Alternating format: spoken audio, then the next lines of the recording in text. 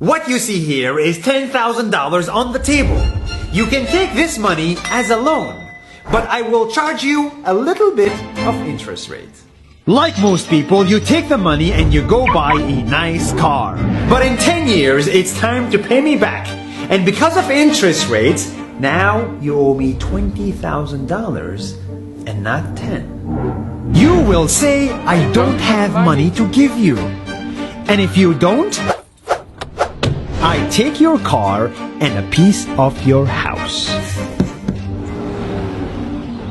Damn. This is how debt works. And after 3 years of traveling the world, I noticed that this is exactly what China is doing.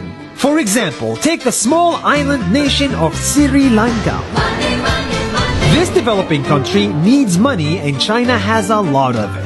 So Sri Lanka took billions of dollars in Chinese loans. It was easy money just there to be taken. And with that, they built skyscrapers, highways, airports, and shipping ports. The country grew and prospered. But few years later, this easy money came with interest rates, and Sri Lanka was so much in debt that it couldn't pay back China its money. And the only way out was to give China control of what they had built.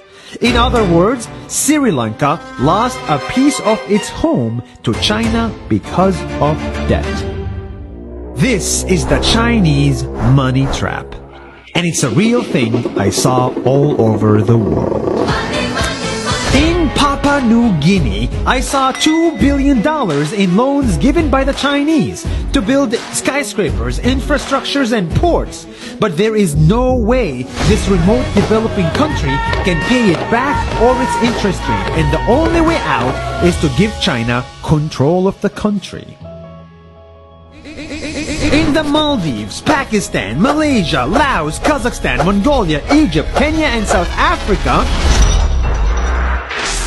the same thing is happening, and many countries are struggling to pay back Chinese loans. If you look closely, all these infrastructure projects like highways, ports, and bridges connect to China through the sea or through the land to form something far bigger, far more powerful than just a bridge. A new Silk Road. The world is already made by China, and I think slowly it will be owned by China.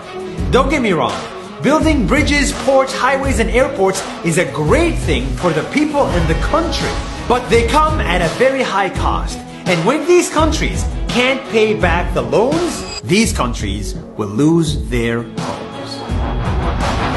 One thing my parents had taught me is that there's no such thing as a free lunch or a free ride. So if we're not careful with our money or other people's money, then we better start learning Chinese. 下周见。